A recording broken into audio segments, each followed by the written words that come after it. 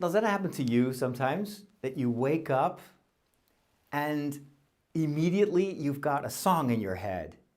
Like there's this tune or this catchy thing that you heard on the radio and you immediately start humming it. And then what I do is I go down the stairs, I make myself a cup of coffee, and I tell Google to play me that song. That is how my morning, this morning, began with the song, "We Don't Talk About Bruno." And then Google continued to play all the songs from Encanto. And I've got that little screen in the kitchen, so it played the scenes of the movie that correspond to those songs. Of course, I'm talking about one of the most successful movies that Disney released recently, and that produced a number of hit songs. I think even We Don't Talk About Bruno hit the #1 spot, which is rare. And it's a movie that came out towards the end of the pandemic, even though we don't know for sure that the pandemic is completely over, but at least for now, everything seems to calm down a little bit. So I had missed it in theaters, and I got to see it on Disney+. And it is an amazing story that, in fact, has a lot to do with the gospel of this fourth Sunday of Lent. The story that we hear in the gospel is a very familiar one. It talks about the prodigal son, the son that walked away and squandered the inheritance of his father and then was lost. And the story that Jesus tells is about his return to the father and what happens next. And maybe that is why I had that song in my head this morning, because We Don't Talk About Bruno is also a song about a son that got lost, a son that is no longer there, that is out of sight. And even worse, not only is he lost, not only is he gone, but everyone in the family tells the girl who is the main character in the movie, I forgot her name, we don't talk about Bruno. No, we don't talk about Bruno. So for those of you that haven't seen the movie, let me recap it very briefly. It tells the story, this takes place in Colombia, and it tells the story of this wonderful house that is owned by a family of 3 generations. You've got the abuela, so the grandmother, you've got her children and their partners, and then you have the grandchildren. And all these children have a magical gift. And in fact, the house itself is also magical. It can move the tiles and communicate with the people that live inside the house. So there's a lot of magic. And that is a source of joy. Everybody is dancing and singing. And there are also, every year, special occasions where the youngest children will receive their magical power. And it's like a first communion. They stand in front of a door, and if all goes well, that door will light up magically. And when the child enters it, it discovers his or her own world and his or her own magical power. Until this one girl stands there in front of the door and nothing happens. And despite the fact that she's a part of the family, she is the only one who does not receive magical powers. And it doesn't stop her. She is actually the one who introduces us, the viewers, to her wonderful family. She's not constantly moaning about why she doesn't have what the others have. No, she's a very pure soul. She admires her sisters and all the other members of the family, and she sings and dances because she is happy that she's surrounded by this wonderful family. But then she is the one who discovers that there's something wrong with the house. She discovers a crack, and that crack starts to expand. And the house, bit by bit, at first, almost without anyone noticing it but her, the house starts to fall apart. And it gets more and more obvious that this is a process that can't be stopped. And then the story continues because this girl discovers that there is actually something else wrong with the house and with the family that lives in it. Someone is missing. Someone that nobody wants to talk about. You already know the name, Bruno. And she wants to know more about this missing member of the family. The family is not complete. Everything is not as ideal as it seems. Maybe there's even a relationship between this hole in the family and the holes that are starting to appear in the house and in the walls and in the pavement. But nobody wants to talk about Bruno. Why? Everybody tells their own story in the song. This Bruno had also a magical gift, and his gift was to see what was wrong or what could go wrong. He saw not just the beautiful side of life, but he also saw the flaws and the little cracks. And he gave that back to people, and it was not always what people wanted to hear. Everybody is searching for affirmations, for positive news. And if there is someone who tells you, well, you know what? Yeah, this is your wedding day, but it might actually rain, and then it starts to rain, I don't want to talk about that Bruno anymore. He started to talk about rain and it started to rain. And so there's even a priest, which made me laugh out loud when I saw the movie first. And the priest is like, oh, I had this beautiful hair, and then Bruno told me, you will lose your hair. And look, and he takes off his toupee and is like, no, I don't have hair anymore. We don't talk about Bruno. Very, very relatable. So they push Bruno away. We don't want to talk about him because he seems to cause all these cracks in our happiness. We don't want that. And so they push this boy away, and the girl in the story goes looking for Bruno. She is determined to find him. He may actually hold the key to what's wrong with the house. And so she searches him, and she goes through this door that once belonged to Bruno, and it's a deserted place full of stairs, and then it's a very, very long journey, and ultimately, finally, she finds Bruno. And she brings him back to the family. And then you would say, it's a fairy tale, it's Disney. They lived long, happily ever after. Reconciliation was accomplished. And that was the mission of the girl, and good, all good. No, this happens halfway through the movie. So you know that, wait a minute, there's still half of the story that is not told yet.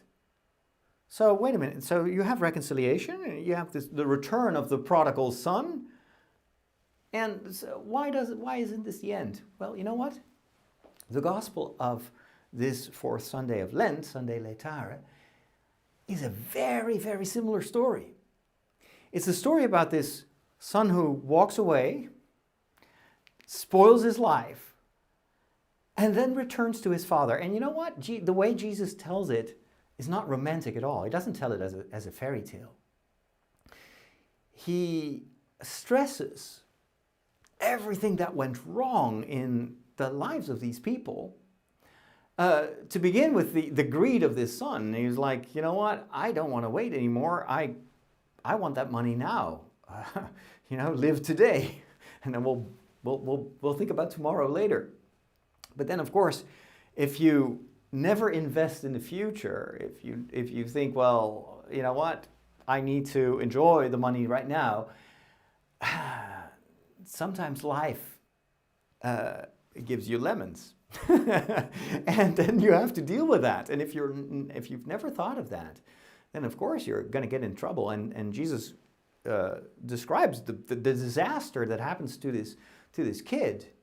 He has to hire himself out, and they send him to work with the pigs. The pigs were unclean animals, and so him like begging the pigs to get their food. You can't sink any lower. It's the worst of the worst. But Jesus does not tell it as a morality tale, like, so, if you don't want to end up with the pigs, you'd better do what your father tells you to do. The end. No, no, no, no, no. That's not the story that Jesus wants to tell. What we need to know, of course, is who is Jesus talking to? Who are the recipients of this story? Because they, of course, are supposed to be part of this story. Well, the gospel begins with telling us who is listening. This is apparently right after Jesus has spent time with public sinners, people that had a very bad reputation. And the scribes and the Pharisees, the people of faith, the people who knew the rules, they are disgusted by Jesus' behavior. They don't understand why this incredible rabbi, clearly a man of God, is spending his time with these horrible people. You know, you're going to get infected. You should stay away from these people. You are like the people you surround you with. So surround yourself with successful friends, not with these lowly people that clearly don't understand anything of what life is all about. And behind it, there is a lot of disregard for these people. And that is why Jesus tells them this story. So the son returns. And then we learn that the father has already been looking for his son, even though the son himself didn't know this. In fact, the entire conversion of the son is not worth much. It's not because he repents and he's, oh my gosh, I realize how much my father loved me. No, it's not a fairy tale. Why does the son return home? Because he's hungry. He's like, you know what? I'm just going to tell my dad. Of course, he'll be mad, so I'm just going to tell him, sure, I understand. I'm not worthy to be your son, but let me just work for you here. Just give me some food, I'll just be like the other servants. And so he has rehearsed that. So there's nothing romantic about that. But what is so touching is that his father apparently has been on the lookout for his son. And I imagine him standing, on the crossroads far away from the house, from the farm. So a symbolic place also. The father has left everything that he has behind, even his other son, because he feels that his life is not complete anymore. In fact, it doesn't have much worth as long as that son is not back. The father is also a broken man. That's what I love so much about this story. He is broken, and he acknowledges that he is broken. Otherwise, he would just have moved on. He would have just taken care of his other son, but he can't, because he needs this son to come back. And so, despite the fact that he believes that his son is dead, he still has supernatural hope and keeps on the lookout. I think that's amazing. And once he sees his son, he runs to embrace his son, and the son starts to rattle off his rehearsed thing, yeah, Father, I understand I can no longer be your son, but, and the father is like, what? Stop talking. Come with me. Let's party. I love you. I'm so happy that you're here. The father is no longer broken because the hole in his soul is now filled with the presence of his son. And that was the only thing that he desired, the only thing that he needed to be whole again. The rest is completely... He doesn't talk about money one single moment. He doesn't talk about... No, it's just, you are here and that's enough. That makes everything right. But that story is not finished. That story continues. Because it turns out there is a second son who is also, in a certain way, lost. It's the son who stayed at home. And he comes back and he hears this party going on and he's like, wait, what? Bruno returned? Bruno? Seriously? they're partying for, we don't talk about Bruno. I'm certainly not going to party with that Bruno. And then the father, again, this cannot be a party with his other son missing. So again, the father acknowledges the crack in his soul. The other son has to be part of this. And so he goes out. Just as he ran towards his one son, the lost one, he runs to the other son. And he invites the son to join him as well. He wants to bring that son into his embrace as well. But the son refuses. In fact, he disavows his brother. He says, that son of yours, he doesn't say my brother, that son of yours came back and now you're partying and you didn't even give me something to have a barbecue with my friends. You know, it's like the entitled, like, you never showed me your love. And then the father is like, I don't understand. You are here. Everything that I have is yours. Your inheritance this is all yours right now. And you decided to stay here, and I'm so happy with that. But please come in. Your son is alive again. And that's where the story stops. Jesus does not tell us how it ends. It doesn't give us, and then the second son, he repented too. He forgave his brother. He joined the party, and then they embraced, and Yoda appeared as a Force ghost, and all was well. No, this is not Return of the Jedi. In fact, Jesus stops the story right there. We don't know how it ends.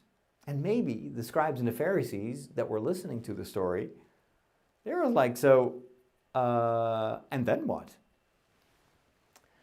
This is similar to Encanto, where the return of Bruno is not the end of the story, because everybody still rejects Bruno. They're all like, he's back? Seriously? No, we don't want him to be back. And then the house just collapses.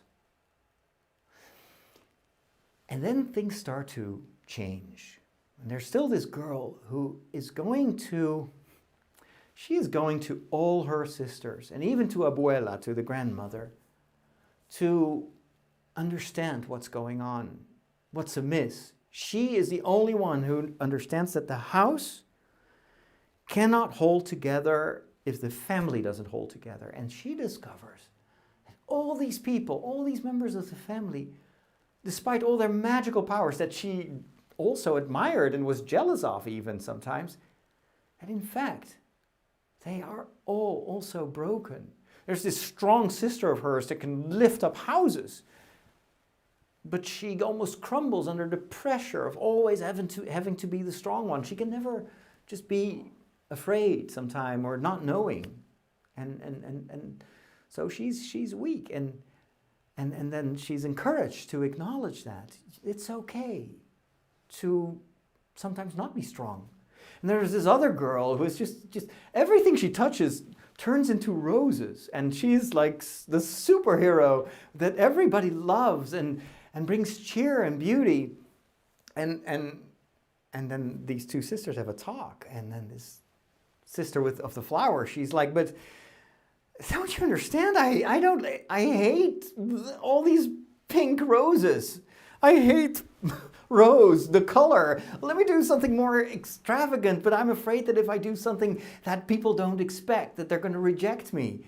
But let me do something wild. And then she too is encouraged, but just be who you are. It's okay.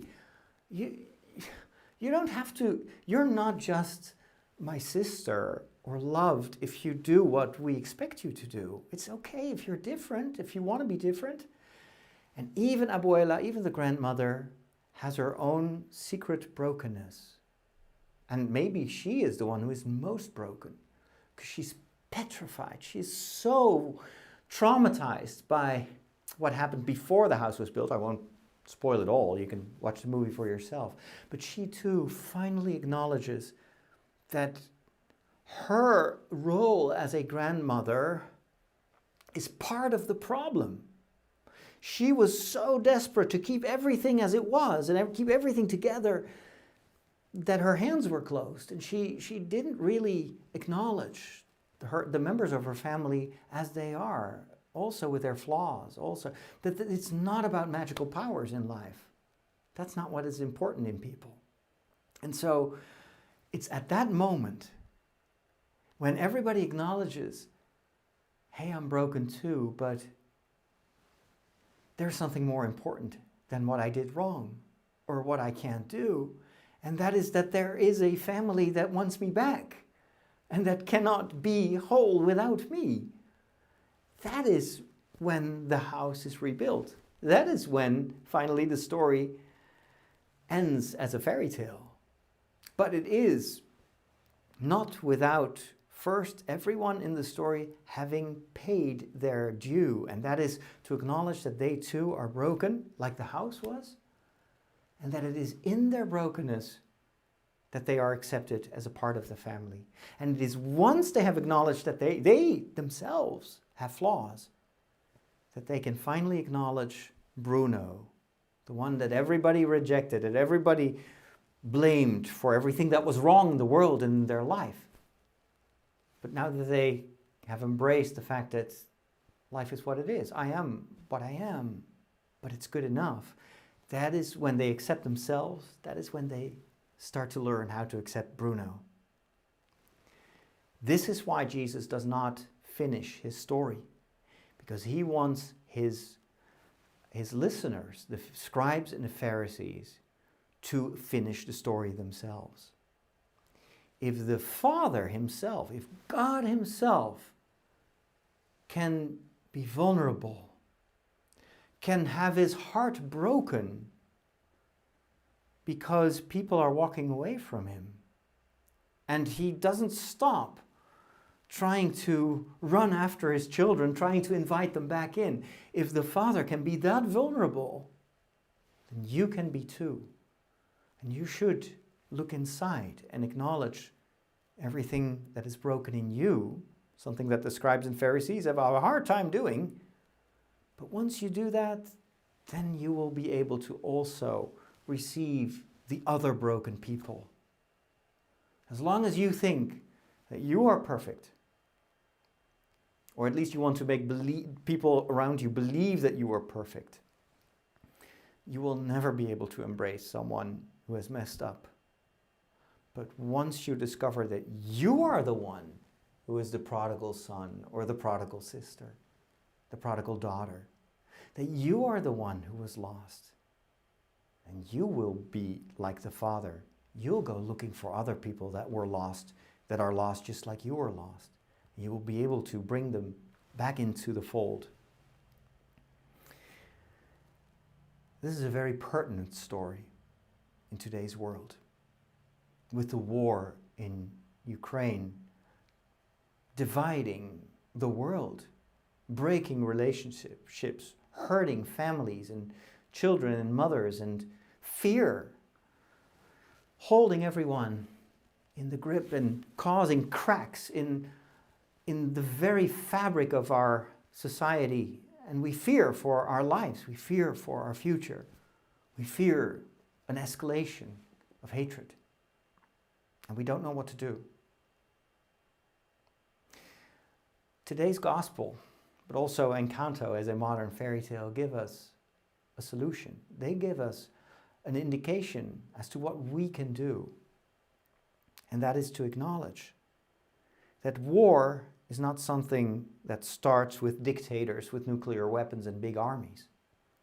War begins whenever someone is too prideful to acknowledge that they need to be forgiven, that they have walked astray.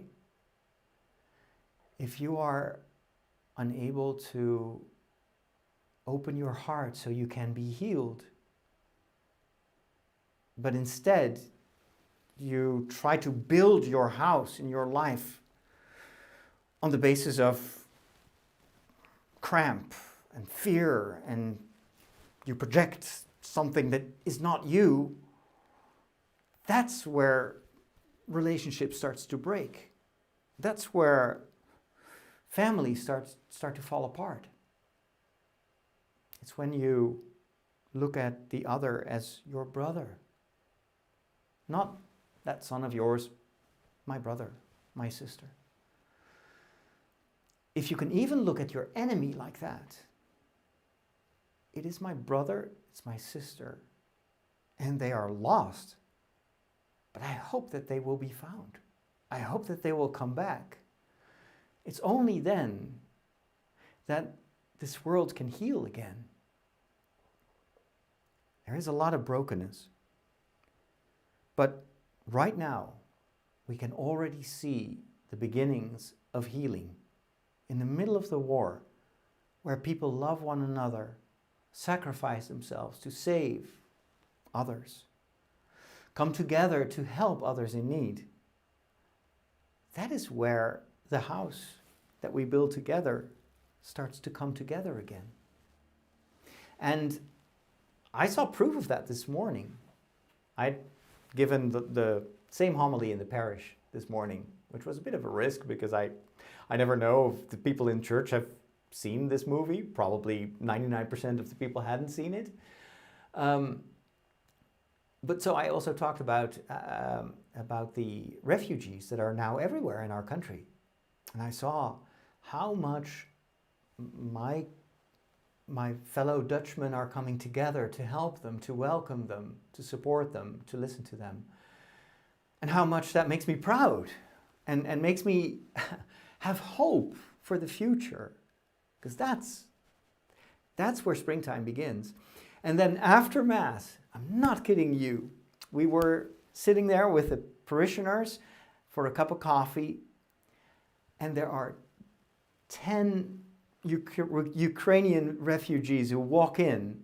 They don't speak a word of Dutch or English. They only knew how to say hi in Dutch. And so with Google Translate, we welcomed them, and and everybody was just like, okay, we need to do what we just heard in the homily. And it was wonderful. And we invited them back to come back for next Sunday. And whenever they wanted to come, if they needed anything, they could always ask us, and we would do whatever we could. At that moment, I was like, you know what? Even though the war may not be finished, but peace is already among us. And God is already at work, bringing his family back together.